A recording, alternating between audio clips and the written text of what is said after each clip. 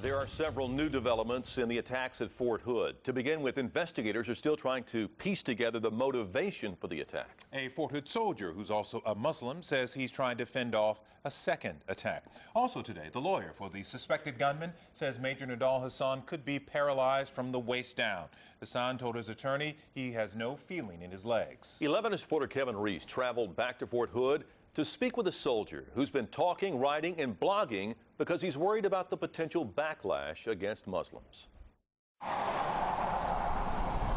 3 miles south of Fort Hood, a mosque marks the entrance to a subdivision where every street has an Arabic name. The neighborhood developer was Muslim, and by chance, so is at least one of its residents. We're not terrorists. Every Muslim is not a terrorist.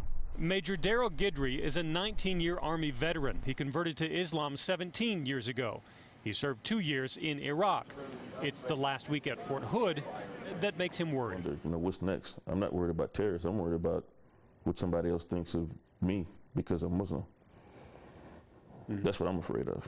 Guidry wanted to speak out to show the other side of Islam, the one he practices daily and peacefully, and in concert with his life as an American soldier. It's not Islam.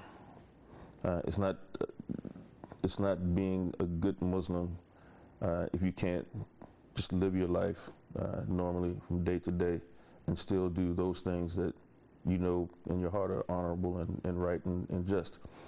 Voices nationwide are calling for an investigation into Major Nadal Malik Hassan's potential terrorist ties, his planning, his training, the motivation his religion might have played.